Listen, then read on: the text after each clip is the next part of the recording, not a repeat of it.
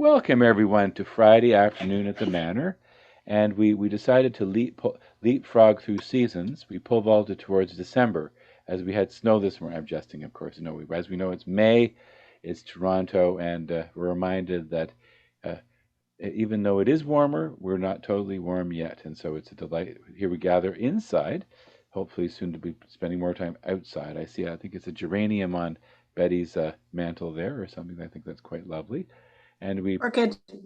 Orchid. Okay, well, even better. I like orchids. And pass our wonderful leadership over to Susan, who will welcome our guest speaker.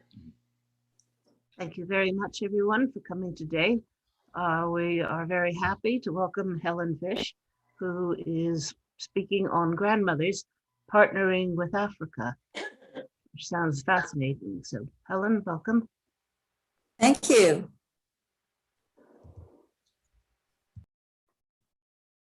I think, yes. Well, first of all, thank you very much for the invitation. Zoe Levitt and I are really pleased to be here, and I'm looking forward to sharing some stories with you and some slides, and hopefully, if it works, a video, or a video or two. So we will see how that goes. So I'm going to start by just telling you a little bit about the Stephen Lewis Foundation, which we are a part of, and how this Grandmothers to Grandmothers campaign began. And I'll just give you a bit of a hint about what it is that I'm going to talk about. First of all, I want to just identify what the underlying issue was, that the underlying problem that was the catalyst for forming the Stephen Lewis Foundation, how it formed, and how something called the Grandmothers to Grandmothers campaign grew out of that. And then I want to tell you a little bit about how the campaign works, what some of the results we've seen are. I want to give you some projects that have been the recipients of the funding from the foundation.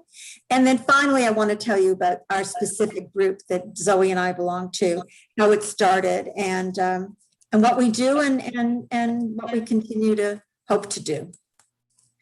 So first of all, especially during these days of COVID, it's hard to sometimes put our minds back to thinking about the pandemic. I feel like for many of us, the word pandemic first came into our vocabulary when we talked about HIV and AIDS. And now we have the COVID pandemic, but HIV/AIDS isn't over, and the pandemic aspect of it isn't over. There are still 27 million people living with HIV in sub-Saharan Africa. 14.8 million, just under 15 million kids have lost either one or both parents to AIDS. And in 2019, there were 730,000 new HIV infections in this region. I mean, that's a staggering number. And it hasn't gone away. And we can talk a little bit about that as well. Where we're seeing the greatest increase is in adolescent girls and young women between the ages of 15 and 24. The UN AIDS, that's where I got this information from, the UN AIDS 2020 report. They estimate that 4,500 adolescent girls become infected with HIV every week. And 5 out of every 6 new infections among adolescents are girls.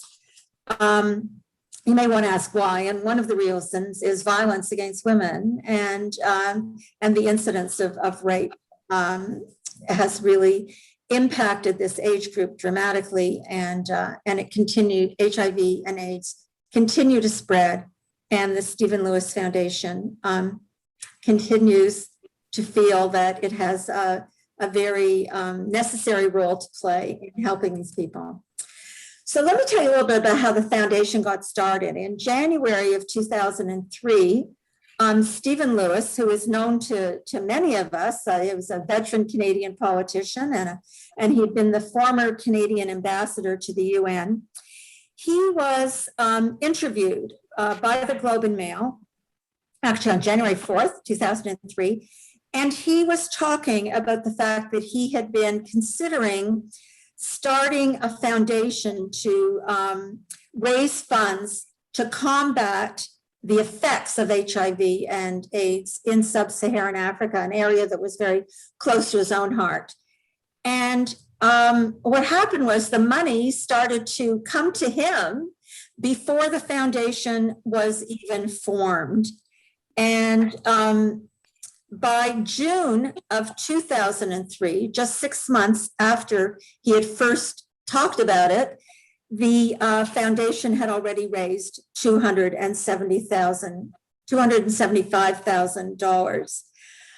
A couple of years later, really at a kitchen table, Stephen Lewis and his wife, Michelle Landsberg, and their daughter, Alana Landsberg Lewis, were talking about how amazing the grandmothers that they were seeing in sub-Saharan Africa were doing. Because these, of course, were the women who had not only lost and buried their own children, which was the group, the demographic that was most dramatically hit. They not only had to mourn their deaths, they now had to take care of their grandchildren. And they were rising to the occasion. They were becoming the primary caregivers, and they were rising to that occasion. At the same time, Alana Landsberg Lewis had just become a mother herself, and Michelle Landsberg had just become a grandmother. And both of them were saying, how are they doing this? This is such a dramatic request and requirement on these women. And the two women in the Landsberg Lewis family believed that if Canadian grandmothers knew the story of what was going on in Africa, they would step up and they would relate and they would empathize, and perhaps they would even be able to raise some money. And they did not know at that time how profound a change this idea they had was going to make in the lives of both Canadian and African women. So in March 2006, the Stephen Lewis Foundation launched an initiative that they called the Grandmothers to Grandmothers campaign, which is generally called G2G. And they held a meeting in Toronto. It was the first gathering, and the picture on the left, and actually on the right as well, both of these pictures were taken in 2006 when a group of grandmothers were brought to Toronto, and the foundation, or the group, the initiative called Grandmothers to Grandmothers began. And there were a couple of underlying principles for it. One was that all the programs that were going to be funded had to be at the grassroots level. There were not going to be any governments involved, and no super agencies, no World Bank, African Development Bank. This was all going to be small, grassroots, small groups, and the African women were going to design and implement these programs to meet their own needs. The belief was that people know what they need, and if you go to these people, they can tell you what they need. So right from the beginning, the ethos was that this was not charity. African women were going to take the leadership, and it was going to be a partnership, a solidarity with Canadian women who were going to provide funding, and that was the partnership. We were going to provide the funding, they were going to provide the know-how. And together, this movement has really grown to quite a dramatic size, and I'm going to tell you about that. So now we're going to try, and this takes a few seconds to load. So I am going to tell you what this video was. It's now been 15 years since the Stephen Lewis Foundation was founded, rather the Grandmothers Campaign, I apologize. And 5 years ago, there was a film made to rededicate, to re-energize and rededicate. And this is a 5-minute film about grandmothers. It was done on the 10th anniversary, and it's just loading now. So please enjoy.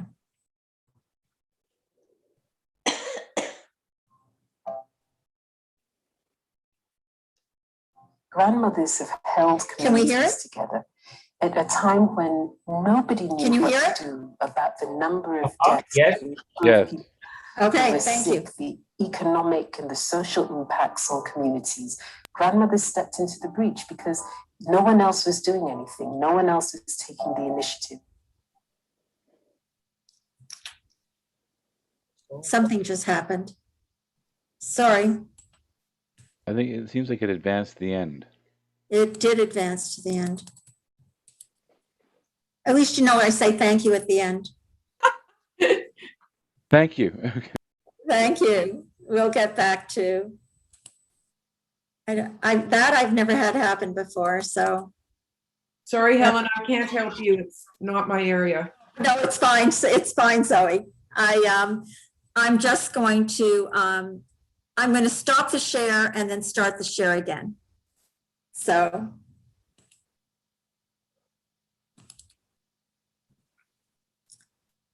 And I'm going to skip past this. Well, we'll try it one more time. And if it doesn't work, we're skipping on to the next slide. I'll tell you what these women said.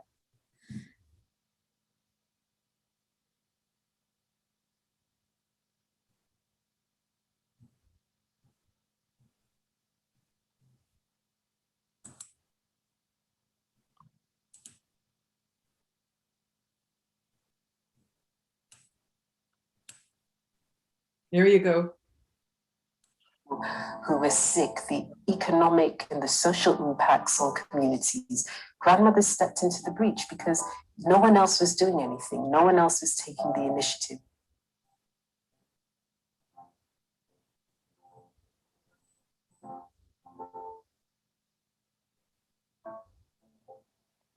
When HIV/AIDS came, it came with a new responsibility upon the grannies.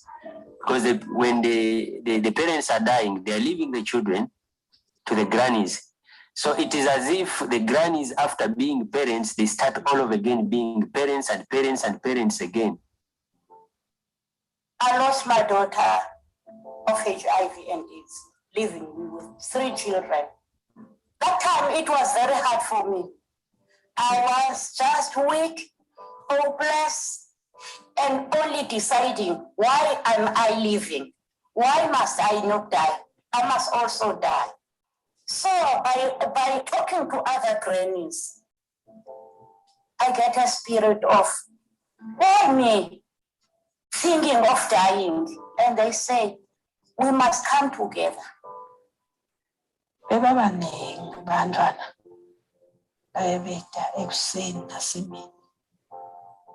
Le HIV bacicile batali babo sebasele bahleli bodwana. Nginakekele bantwana bami labasithupha.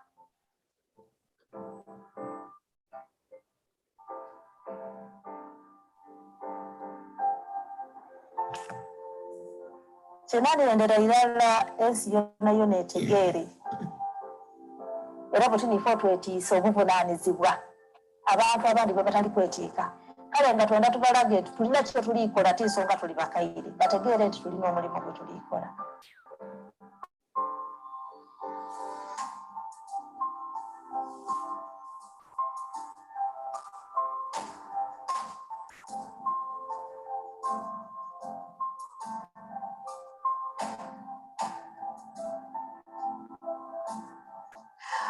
I couldn't bear it to just sit by and do nothing. And also at the same time, I felt like it wasn't enough just to write a check, that somehow or other we had to connect.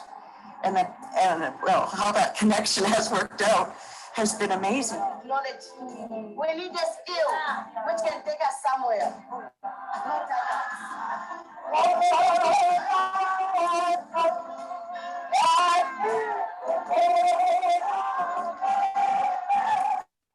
As grandmothers from Africa and Canada, we were drawn together by our similarities, our deep love and undying devotion to our children and grandchildren, our profound concern about the havoc that HIV/AIDS has inflicted on the continent of Africa.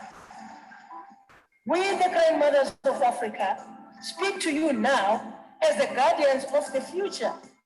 Our labor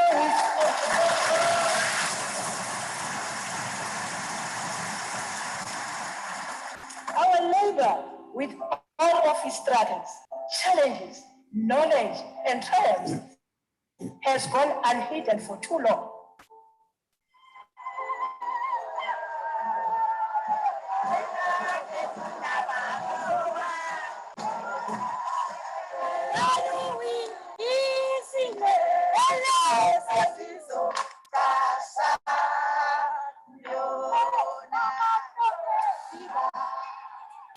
Community-based organizations are not only responding to the needs of the grandmothers, they are also empowering the grandmothers to speak for themselves. They have embraced this challenge because if they do not, it dehumanizes them. It dehumanizes their children. It dehumanizes you and me.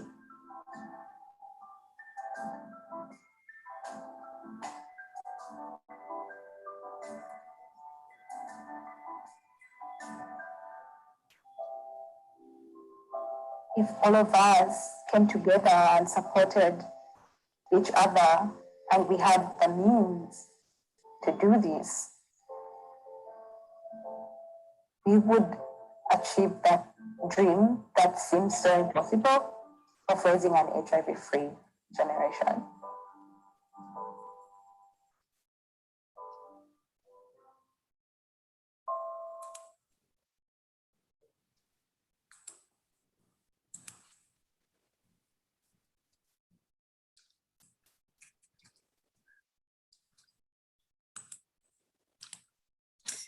So if you remember, I had said that their initial goal was $25,000. In fact, in the last 15 years, it's now the 15th anniversary, $130.7 million has been dispersed for program spending at the grassroots level. The Stephen Lewis Foundation works in 15 African countries. It's got partners with 325 community-based organizations, and to date, it has funded 1,800 projects. Not alone, often in partnership, but in partnership with other like-minded entities. And as I will show you, always at the grassroots. So where does the money go? Well, sorry. I'm just going to show you sorry about that. As I said, we're just in not just, but we are in Sub-Saharan Africa. Sub-Saharan Africa, there are 15 countries that are the recipients of the funding, and there are specific program areas that are funded. They are food, educational supplies, uniforms, school fees, medical care, HIV counseling and testing, adequate housing, bedding, counseling, support groups, home visits, and much more. The key word in all of this is resilience. The community-based partners that we work with are creating resilience in their communities and in the grandmothers that we work with. Children stay in school, HIV positive people stay on treatment, family units function better, and small but reliable incomes are produced. Ultimately, there are signs that people have recuperated to the extent that they're regaining their self-determination and they can take active control over their lives. What the grandmothers have been able to do is they've been able to put their grandchildren through schools. They've been able to learn how to harvest crops. They've even started local savings and loan groups. They've been teaching each other about HIV prevention and treatment. They form support groups and they deliver comfort and home through home-based care. This is how it works.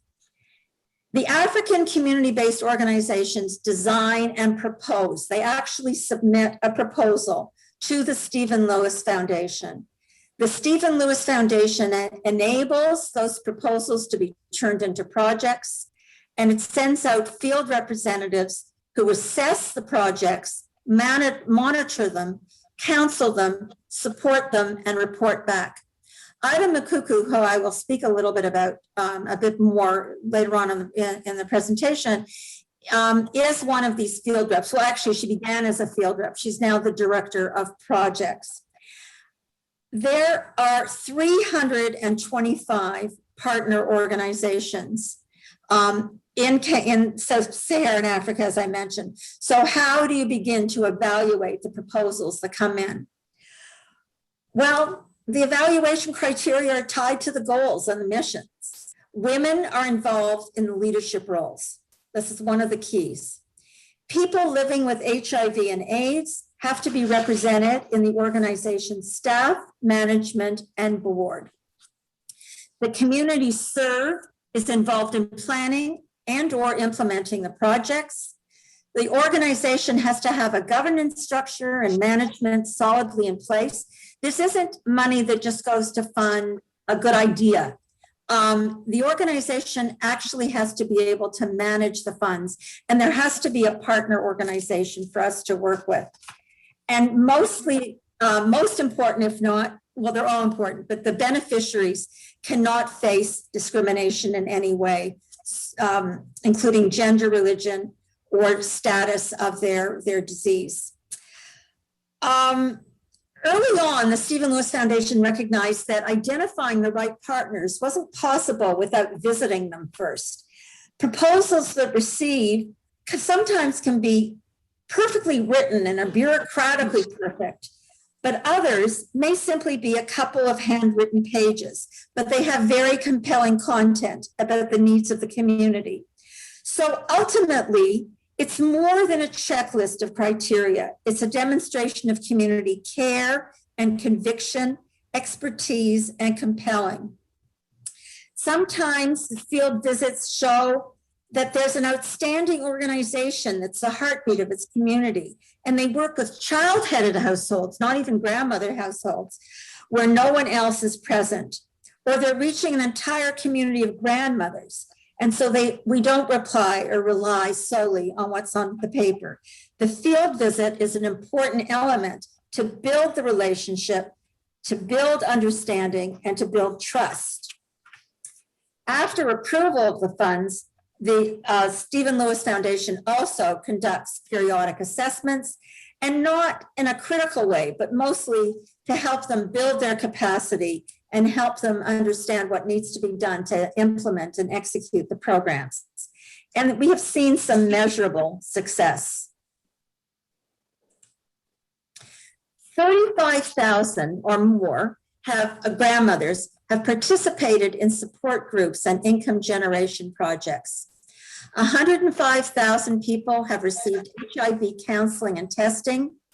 More than 25,000 children and youth have received psychosocial support, and more than 77,000 clients have been reached through home-based care visits. More than 60 homes have been rebuilt or improved for grandmother-headed households.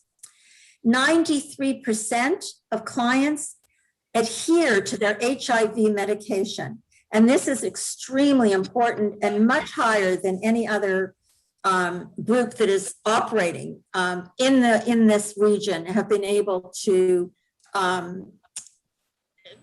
report. And a lot of that has to do with the way in which the supports go on.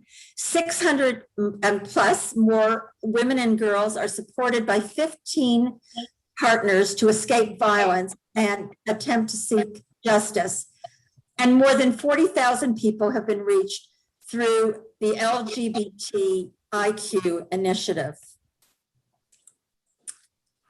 There's a partnership in Uganda which has brought together all of these partners, women, and its critical aim has been to build housing, and it's been very successful in creating housing, and not only creating housing, but going on to encourage. I'm actually going to go on to the next one rather than run this video, because one of the things that project in Uganda has done is it's been so successful that government is now stepping up to create comparable housing in government areas that they have control over.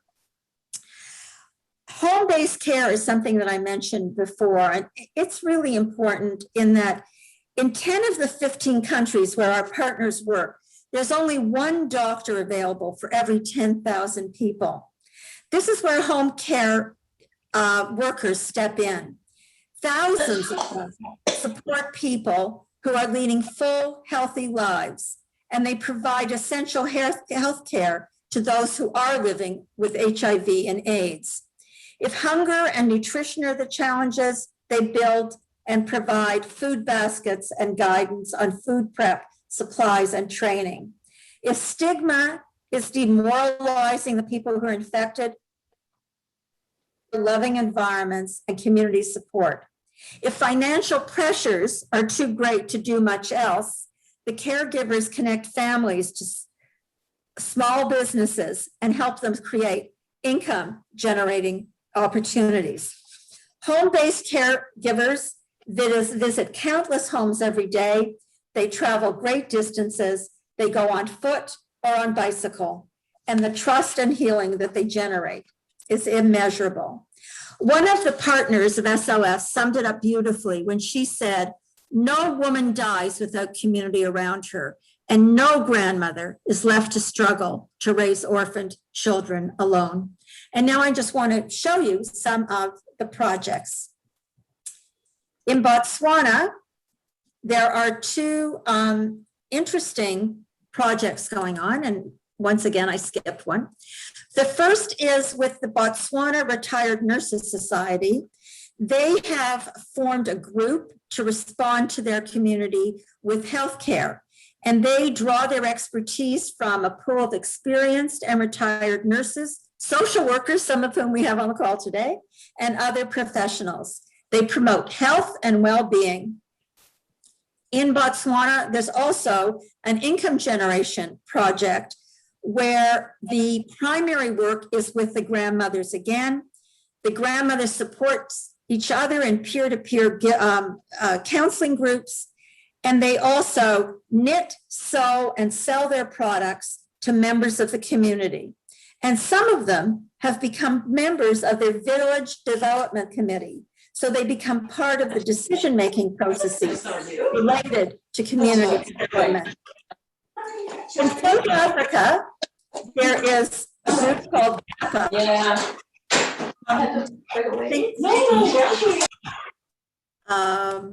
Maybe we have, okay. There. All right.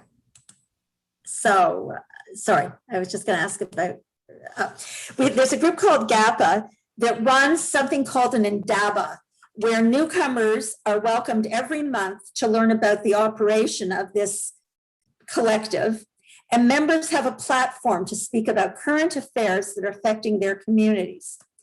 Grandmothers who are new to this group are invited to attend monthly 4-day workshops, and then they're invited to join a support group.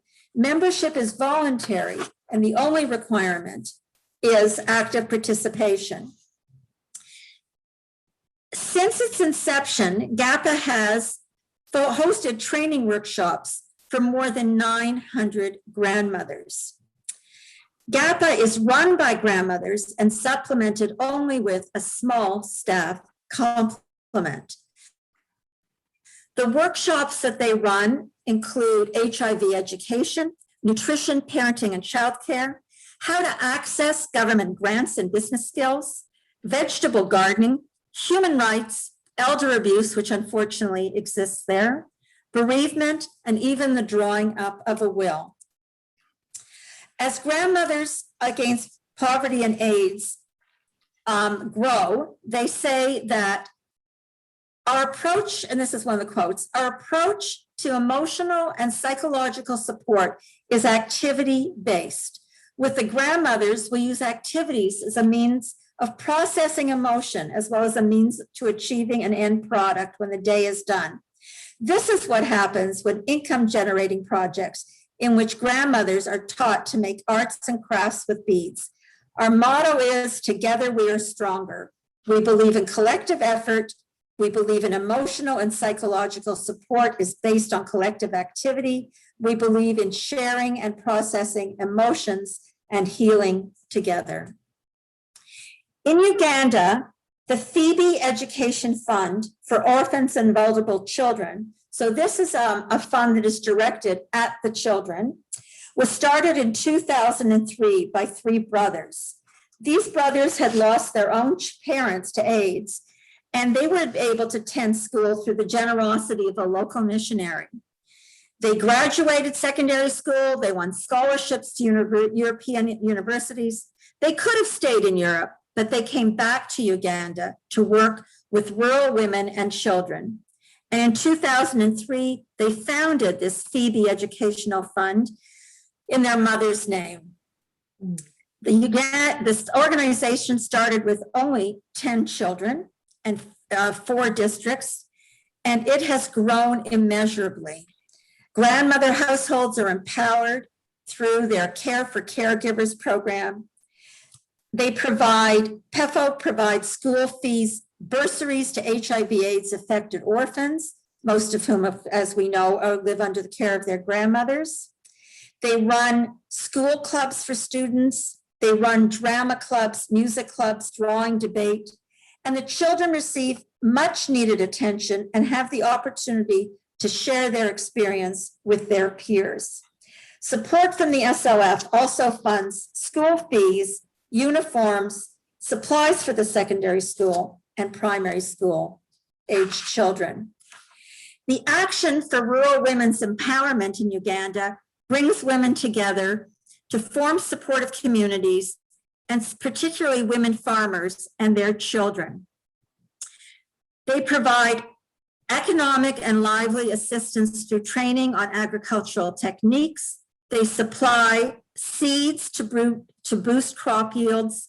They enable grandmothers to grow enough food to feed their families, while also generating income by selling the surpluses. In Uganda, the Naimba multi-purpose organization of people living with HIV/AIDS also works dramatically in the income generating field. They also do house construction for the elderly. They provide micro loans that allow people to start their own businesses. But in the agricultural side, animals such as goats, piglets, and heifers have been given out to people living with HIV/AIDS to help them improve on their own nutrition and receive income out of the profits that they realize from the sale of these animals.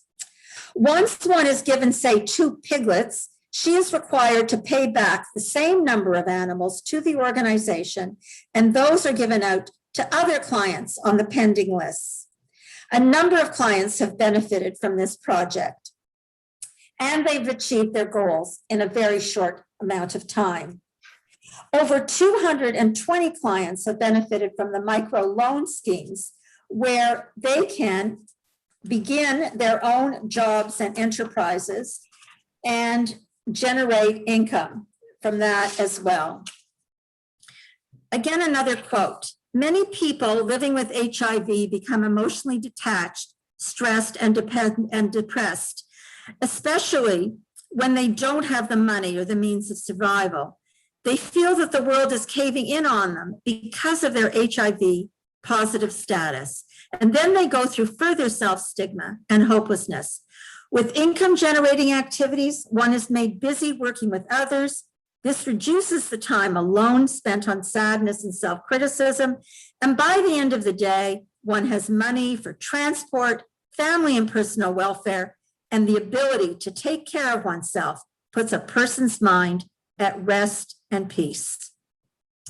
In Ethiopia, we've actually seen some of the most difficult communities that we've encountered. The DFT, which is Developing Families Together, was established in 2002. And their needs have been as basic as providing food support. The provision of food services reduced the severe daily meal need problem of grandmothers and their grandchildren. And food provision has made school possible for orphans and vulnerable children.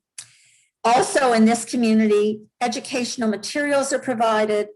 And again, and this is going to sound repetitive, but it is such an important element of the community support, business and life skills are being provided to groups of women who are able to then start their own businesses. DFT states that with a $2,100 USD funding through a business loan, business life skills can be provided to a group of 20 Ethiopian women. This cost breaks down to $105 per woman, and that includes the loan, healthcare access, and training and mentorship. And the women in these organizations are able to then go on and start their own companies. And in this particular slide, we see two groups of women. One has started a restaurant serving home-cooked meals to construction workers during the day in the outskirts of Addis Ababa. And another group has started a spice making and wholesale distribution of milk and coal businesses. So they're dramatically changing their own lives and the lives of people around them. There's also another group in Ethiopia that provides training and empowerment of local and income women. And these women have formed 4 village saving and lending associations. So they've created their own little banking system and have been able to give each other loans and create savings, and have provided business skill training to more than 200 local women. 803 women living with HIV/AIDS have been reached with palliative care and peer support by this organization. And more than 250 orphans and vulnerable children living with HIV/AIDS have been excluded from formal, or previously excluded from formal school, because either they couldn't afford basic school material or they were engaged in various activities for survival. They've now been reached with psychological support and educational materials. Swaziland is another place where we see women at work, here working on a construction site. Tanzania, we see women at work, here working in a building community. In Zimbabwe, the Hope Tarero Trust provides play centers for children and home care workers. They have visits and social and emotional support to grandmothers and their children. Many teenagers and children living with HIV need nutritious food, access to health care, and support in taking the multiple pills a day for the rest of their lives.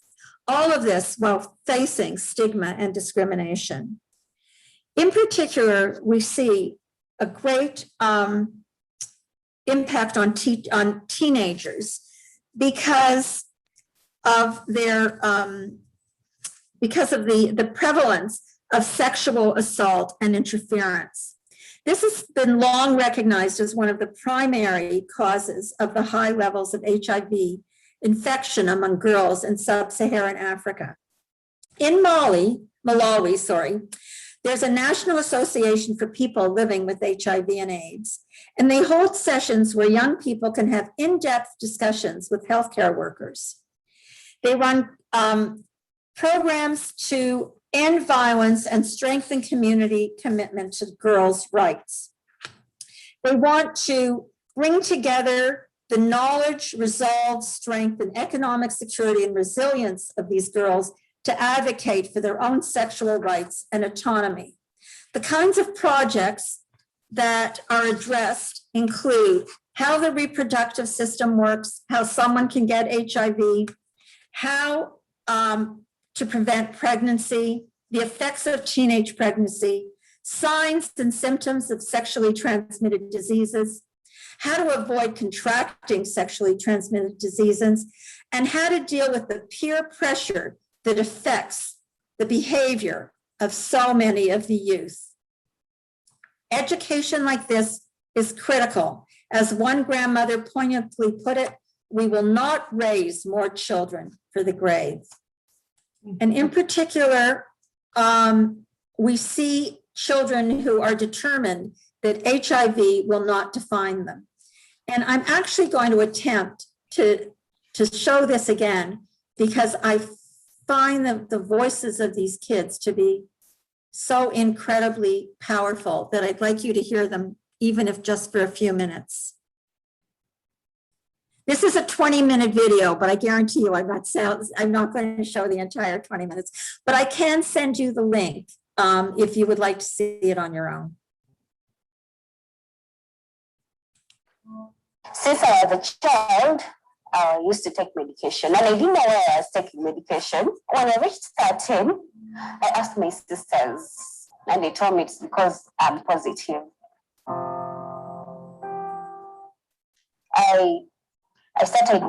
I started getting discriminated by my friends. They would stay away from me because I had some rashes on my hands. And that's because I wasn't taking my medication very well. I would put on sweaters morning, evening. I wouldn't take off the sweaters because I was scared for people to see me like that. And that's when I made the decision to take my medication. From then, my viral load dropped to undetected, which encouraged me to be a peer supporter.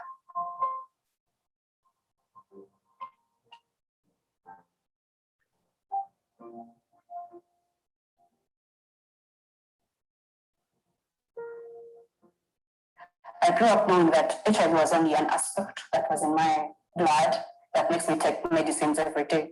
But besides that, I had to live a normal life. I had dreams to achieve. I had plans, and I wanted to make the world know that we young people living with HIV can be just like everyone else.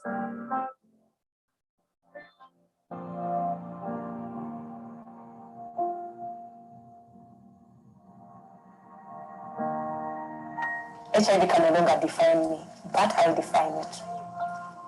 You have grown and now you're having that joy to make you a champion amongst other young people living with HIV. The monthly support meetings, when they come together, brought new meaning to life for these young people. I know that if I wasn't trained, I would have gone through the same trail of the young people who are in my communities, or the young people who are in my school. I started advocating for people living with HIV in the country. I have challenged the world with my status, and now I'm a champion.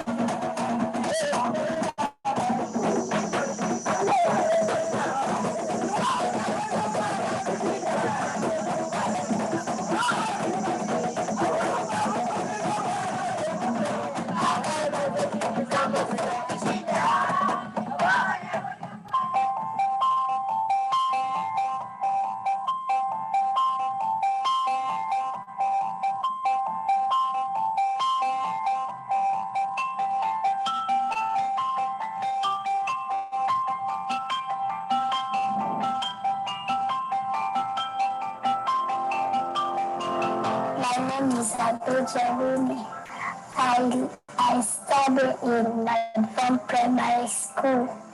I am ever happy at school.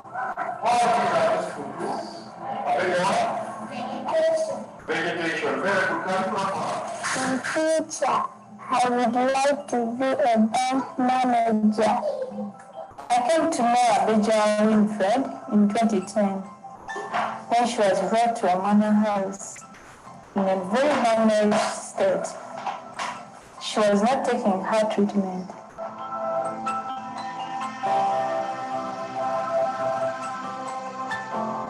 I was very sick. I simply heard that I was about to die. Most of them are malnourished when they come to us, and we just use local food.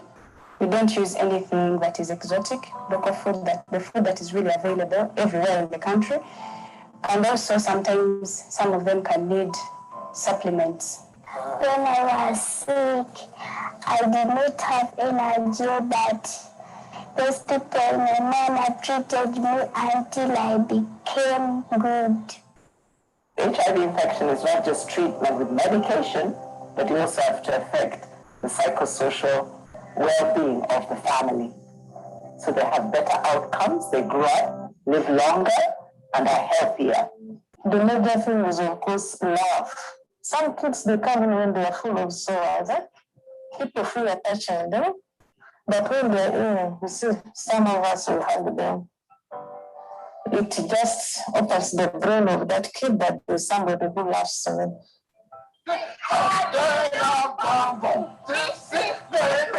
There is an important aspect in the lives of children.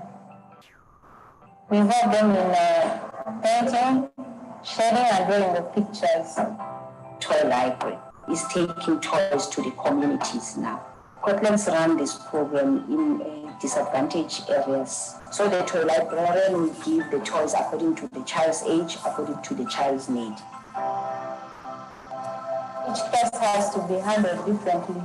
There are children that will not tell you what is wrong with them, but when you use the play aspect or the play therapy, you try to find out some of those issues by just observing them.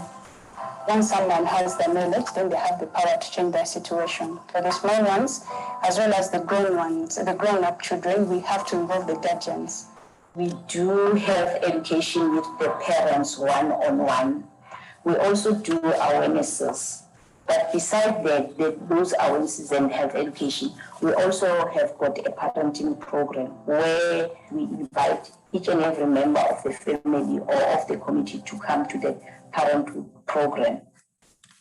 Even if I am sick, I can still become a bank manager. I can still play with my friends. I can still learn. I can still enjoy my life.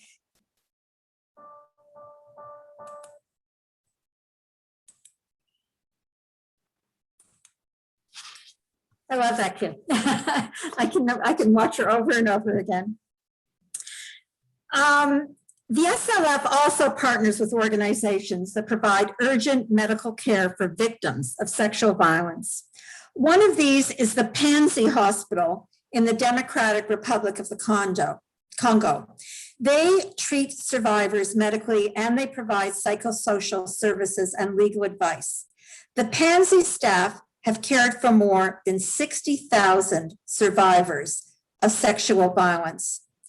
This is a staggering number, and the SLF has partners in other countries providing similar life-saving care and emotional support.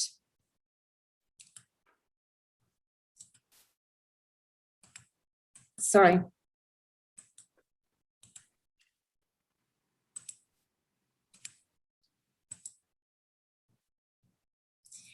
In some communities, especially in Tanzania and Kenya and Uganda, there's a traditional cultural expectation that a widow will be inherited into marriage with another male family member after the death of her husband.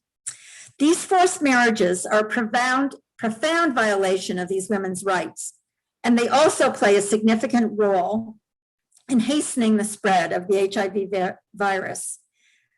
Pendeza Africa, PENAF, has formed a widows mutual support group, and they are focused on empowering women to be able to have a choice about whether or not they will remarry.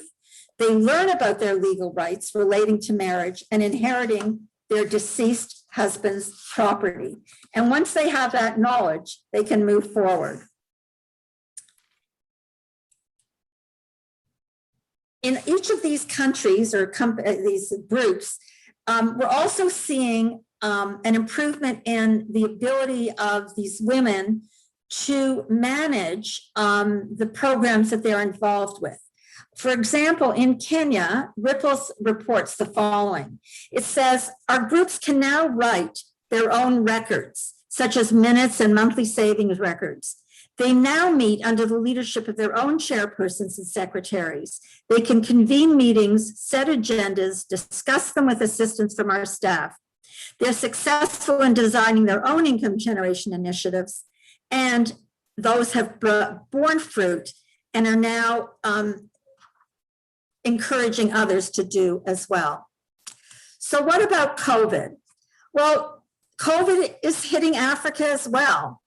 And one of the important factors that we've seen is that the big organizations can't reach at the local level, but the small organizations, these community-based organizations, are already in place and are with the community. And it says, as this partner in South Africa says, we are hands-on. Even during lockdown, we can carry on supporting the community. So an example of this is Cindy, which is in Zambia. Cindy has worked with hundreds of grandmothers and caregivers, and what they're doing now at the time of COVID is they are providing household visits to grandmothers, and they're providing demonstrations of safety precautions through thorough hand washing. They're supplying soap and masks. They're distributing flyers and posters with relevant COVID information. And of course, they continue to provide all of the necessary social and psychological support. Through this, I mentioned earlier that this is a solidarity movement.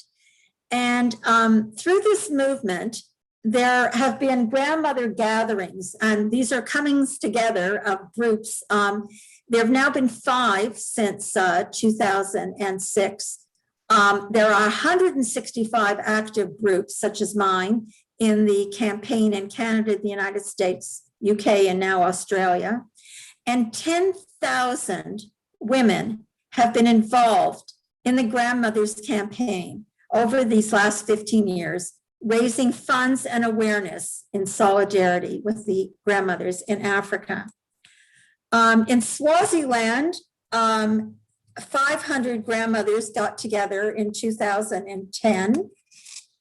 And you can see here the march. This was a march of 2,000 grandmothers who marched in solidarity in the city of Manzini then. In 2015, there was a comparable gathering in Uganda, in Entebbe. And here they wrote and distributed a Ugandan grandmother's statement, which called on government, the private sector, civil society, and members of the international community to support their collective vision for a future in which their grandchildren and and their communities can be thriving. Similar gatherings occurred in South Africa in 2016 and in Tanzania in 2018. And grandmothers from Canada have participated in all of these. A lot has changed in sub-Saharan Africa in the last 14 years. The grandmothers have gotten older, but they've also gotten a lot wiser. And they have demonstrated globally the success of what they're doing. And increasingly, they're becoming leaders, sharing their expertise, excuse me, in the communities and on the international stage. In Tanzania, there's a group called the Maasai Women Development Organization. And they report that 52 of their support groups are now registered and have started their own credit society. And the registration means that they are now recognized by their federal government as being an entity that has the right to stand up for changes in their own community. One of the women in this Maasai development organization said, in the past, if a woman wanted to speak at a village meeting, she would have to kneel. With home-based education and our empowerment groups, this expectation is in the past. In the past, village assemblies were only attended by men. Now women are included on the agenda and they participate in meetings. Women are increasingly being invited to participate in forums as equals. This growing visibility and confidence is encouraging women to take up other rights, such as owning land. Botswana similarly has a registered group called the Stepping Stones International, and they have been able to get themselves government funds to build an old age home and a cultural center to empower girls with life skills. Older persons' rights have become a central topic in many of these countries. And I want to tell you about one woman in Uganda named Mpata, who last year at the age of 77 won an election in her community to be the chairperson of the Older Persons Committee. She says, "This makes me proud because we have pressing issues, but the government has left us behind. I'm concerned with healthcare. Another granny who was elected is talking about social assistance. We believe that if we have representatives at all levels of government, these issues will be taken care of. This is just the beginning." These women are doing something new. This isn't like it was before AIDS came. As Kenneth Mugaweki says, before HIV, there was poverty. There was still gender inequality that was repressing their lives, keeping them down. You could hear them saying things like, "You know the men are repressing us. We are struggling. We have no property, but we have sons and daughters." They were only hanging on because of their children. And then when their children died, they had to rebuild something completely different. So you see, this goes way beyond recovery, way beyond reclaiming what was lost.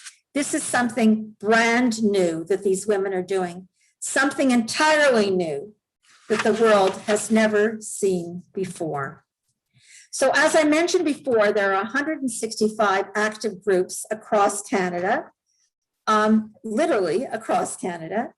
And I want to tell you a little bit in the few minutes that I have left about the Canadian grandmothers. First of all, we're not actually part of the Stephen Lewis Foundation. We're not chapters of the SLF. We're actually small, independent grassroots groups, just like the African grandmothers. Sorry. We come together and we go into the community to make people aware of what's going on in Africa. And we also raise funds, which we provide to the Stephen Lewis Foundation to help them fund the Grandmothers to Grandmothers campaign.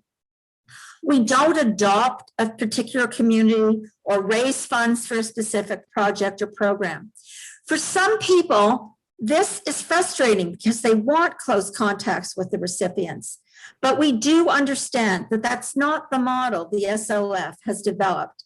And the one that the SLF has developed, which is very bottom up from communities in Africa, is one that works. The African communities take full responsibility for their progress, and Canadian grandmothers respect the African grandmothers' capability. Our job is to get them the resources so that they can do their work. We frequently meet with African field representatives when they come to Canada to share their stories and experiences. We have our own gatherings once a year in the fall.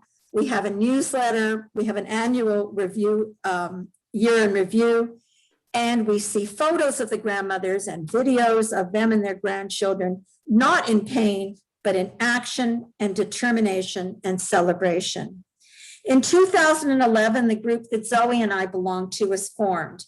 Most of us were new to fundraising, and most of us were reluctant and shy to do so. But frankly, we came to realize that our asking for $1 is so much easier than what the African grandmothers are doing. And we became embarrassed to say out loud, this is too hard. We know there's great competition for donor dollars. And one of the things that sets us apart is that we know that 90 cents of every dollar that's raised goes directly to these projects. The SLF is a very lean organization and is extremely effective. We have found that our most comfortable way of fundraising is that we do events-based activities. We've sold jewelry and we have provided information at these events. And we're very proud to say that in the 10 years since we have been operating as a small group, and there are only about 22 of us right now, we've raised $170,000.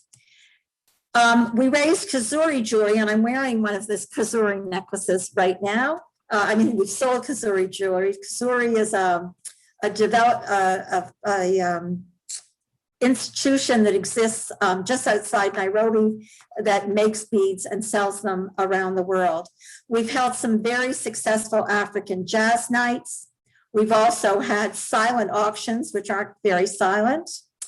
We've hosted children's concerts, and we've held marketplaces. And we've also held a very successful event with, at the time, a very young and promising author named Ya Gyasi, who published her first book called Homegoing, that went on to become a tremendous success and on best of the year books in 2018. And we were one of the first organizations to recognize her talent. Her publisher brought her to Toronto, and we held an evening where she talked about her life and her book. Sometimes we work with other groups across Canada. There is an annual Stride to Turn the Tide, which is a walkathon, and it's held every year in communities right across the country. This year, because we haven't been able to, we're holding virtual walks, but we encourage our family and friends and everyone we know to participate in this. And also, because of Zoom, we've been able to do some events like fundraising yoga on Zoom as well. The grandmothers across Canada came together to put a concert on that was just held several weeks ago. And this concert raised $100,000. It featured music from East Coast to the West Coast. And our latest just finished last night. This was called our Explore Africa program, and we focused on the history, food, books, art, and travel in Africa. And it was very exciting and a lot of fun for us. At each of these events, we had about 100 Zoom participants. We've also, as a group, learned new skills. We've learned how to design web pages, how to do event planning. We found new opportunities to use some of the skills that we had developed at other times in our lives. We take turns being leaders. We stretch ourselves and we educate others about the campaign. So what keeps us going? Well, I mentioned before that I was going to tell you a little bit more about Ida Mukkaka. She was one of the first people that I personally met when I started working with the Stephen Lewis Foundation and working with our group. At that time, she was a field rep in Malawi, and she came to Toronto to talk, and I've met her probably a half a dozen times since then, and she always inspires me. But she told me a story a number of years ago when she had first gone into an Ethiopian village. The women couldn't make eye contact with her. They were so despondent. They just sat there. She had a presentation she wanted to give. They couldn't even listen to her. And over time, this group was encouraged to talk to each other, to support people in their community, and to start some of these income generation projects that I had mentioned before. And the SOF supported them in starting up selling farm vegetables and sewing. And it wasn't easy because they needed so much hands-on support. But they also were encouraged to save some money. I'm going back to Ida. They also were encouraged to save money. And a year after her first visit, Ida returned to her to the village. And one of the women ran up to her and showed her her bank book. And she said, thank you, Ida. My life has changed. With the money I earned, I can now buy oil for cooking and soap for washing. And remembering that, remembering the oil and the soap keeps us going whenever we lack motivation. African grandmothers inspire and amaze us every day. They have resilience, strength, and dignity, which we strive to emulate. They give us courage and confidence. We are using this stage of our lives to continue to be active and engaged. Perhaps most importantly, the grandmothers in Africa have modeled for us what we can do for each other. We, as a group of women, hardly knew each other when we came together, but we have supported each other through good times like the births of grandchildren and through very tough times like illness and death. We never expected a community, but while we were working together, we created one. And it's not all tears and hard work. Like these women, we don't sing, but we do have fun and we do laugh. And I'd like to thank you for listening to this presentation. Is there anything that I can answer? Are there any questions that any of you have? Well, that was amazing. Thank you so much. And are there web pages where we can get more information about the Stephen Lewis organization? Oh, yes. I can provide it to you. I can send you an email with all of the... Could you perhaps put it in the chat?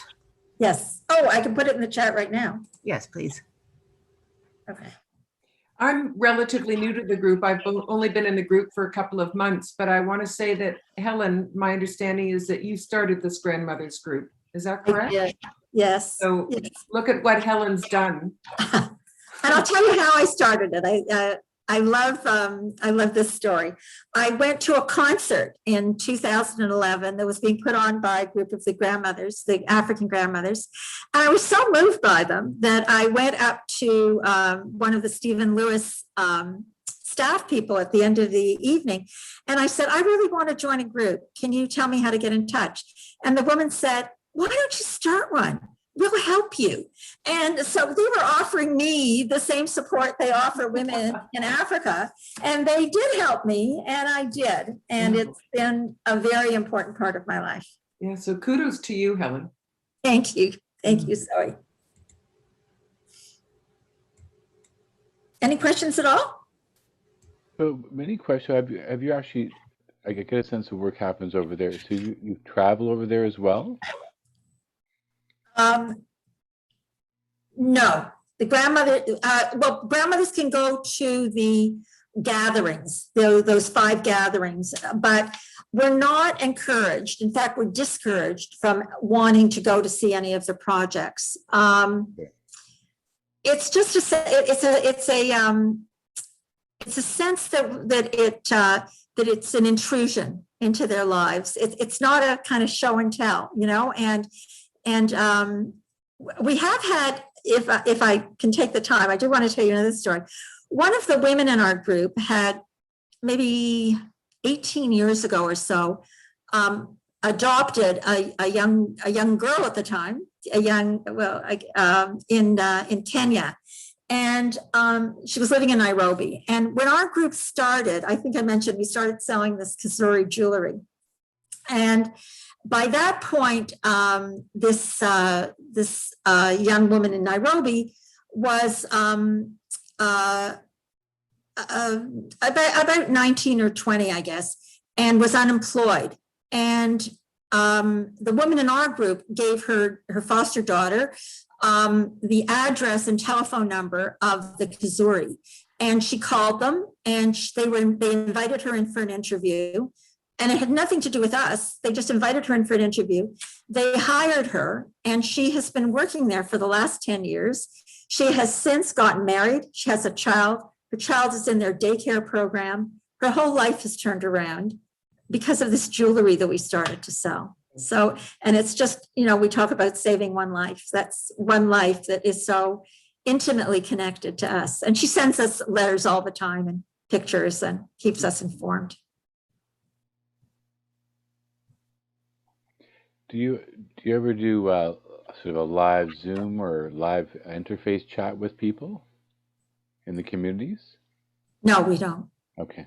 Okay. No. No, we talk to the SLF people. We see them all the time. They come to Canada a lot, the field reps. Okay. So we meet with them. Right.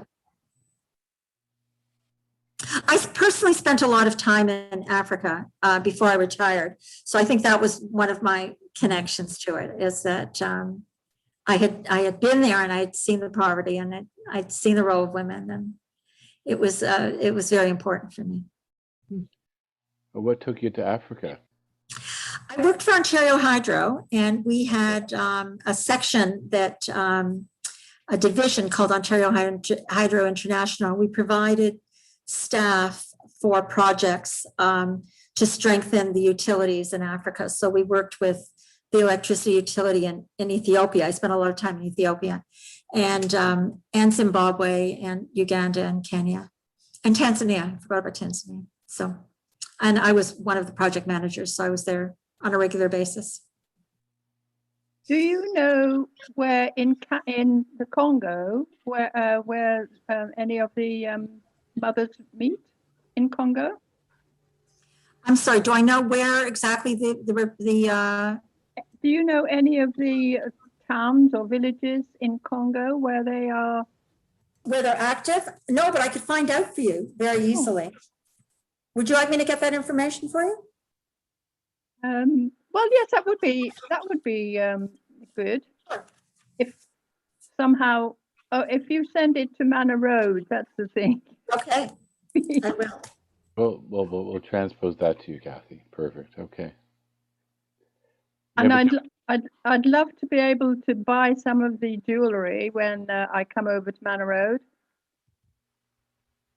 Well, we can certainly arrange that, because normally, well, actually, what we have, Helen and Zoe, we did about a month ago, we did a virtual fair where we were able to recreate the idea of having what normally we have in a regular setting, with about 10 different breakout rooms, and we actually were selling items online, and it worked out quite well. So probably what we can do, if we do have one of those again in the fall, hopefully we'll either virtual and or in person, we could have you set up a table. That'd be wonderful. Perfect. Okay.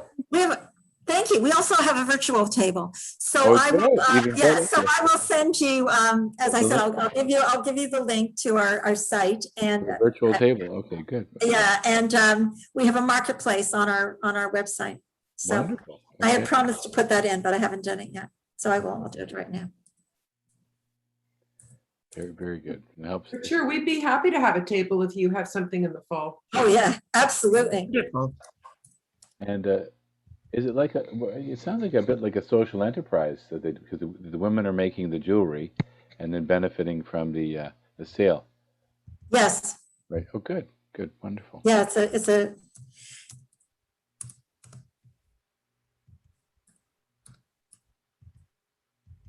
Do people have other questions? I see someone texting. Oh, there's the link. Let me just call the chat up. And then I also just wanted to add that we're always looking for new members if any of you are interested or know of people that might be interested. So do you have to be a grandmother? No, I'm sorry, I should have said that. No, it's grandmothers and grandothers. We have a number of people who are not grandmothers. All right. We don't have any men. Okay. We only have women, but we have a number of people who aren't. We have a lot of people who support us, though. We have people. We have one honorary man. He's the partner of one of our women, and he's been an enormous supporter right from the beginning. So he's kind of our honorary grandmother friend. That's exciting. How often would you? Like, I'm assuming the virtual jewelry table is open all the time. Yes. In non-COVID times, would you then perhaps have events where you did have jewelry tables open, or so to speak? Or? Yes. Yeah, we go to various different places for marketplaces. Well, right. we usually have a Christmas market, and right. Over the years, we typically held it at Cummer and Leslie. There's a community center there. So we held it there for a number of years. So we've held it in various different places around the province. Oh, how exciting. Mhm. So when you think of when you first became involved with the project and today, I mean, I know the number of instances of HIV continues to raise, and certainly with COVID-19, it's put a greater strain on the capacity for people. Do you see as COVID numbers begin to level off, they'll be able to spend more energy again on HIV? Oh, of course. Yeah. The COVID has impacted Africa in kind of a different way from, I mean, no, you know what? That's not fair. It's impacted us this way too. One of the things that it's done is, first of all, it's made it difficult for people to get their medication. Right. You know, they can't get out to get it. You know, there are curfews and limitations on movement. It's also dramatically impacted income, food security, because all of this income generation activity is not happening anymore. And it's not that we're not dependent. Of course, there are many people in our own society who are extremely dependent on the jobs they've lost. But much of African society doesn't have the safety nets that we have. And so we're talking about lack of food. Yeah. It is a direct result of the challenges that come from having a lockdown society. So hopefully that will be resolved quickly. Any other questions for people? I don't know if have vaccines reached the continent in any big way yet. No, I don't think so. No. I've heard it depends on the country. I've heard scary figures, like some countries won't get vaccine until 2023, which is really terrible. Yeah. It's related to capacity and Yeah, there's a lot going on politically around with the WTO, with the World Trade Organization, around having a waiver on some of the patents to get the vaccines into some of these countries. Sooner rather than later. Yeah, definitely. Yeah. Well, it's been a delight having you both, and again, we'll have to check out your virtual jewelry table. And I think that's something we could probably post in our weekly network, and certainly to have you in the fall. And I think that'll be quite interesting. Actually, a good spin around for this might even be we're having a virtual caravana at the Manor the first Monday or last Monday in July, and so I mean I think I know Africa is different than caravana, but I think it has a better connection than some other things might. And so, I mean, here's a thought. If Caravana had been taking place in real time, would you have had a table set up somewhere? That would be the question I might ask.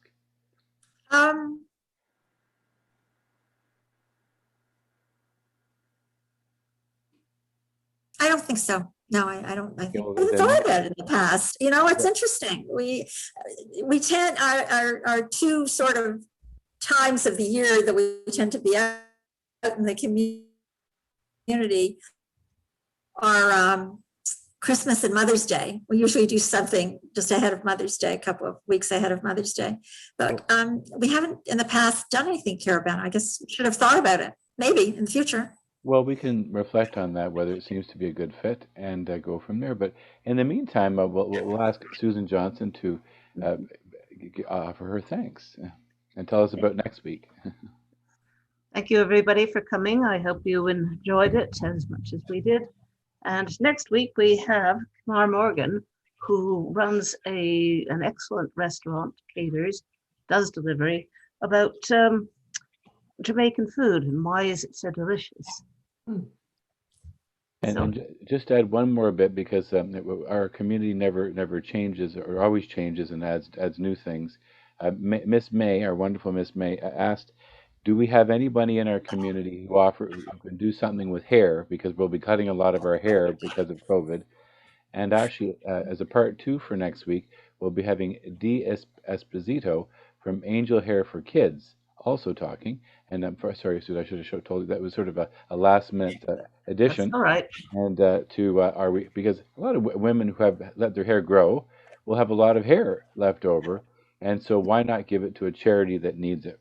These are essentially wigs that are created for children and young youth who are experiencing hair loss for cancer treatment. It was a wonderful charity in that respect. It's definitely helping. But it's been a delight and honor to have you here today, and we'll circle back perhaps about the fall and other times, and certainly your virtual jewelry table. So thank you, Helen and Zoe. Take care, everybody. Thanks for having us. You have a great day. Thank you. Bye.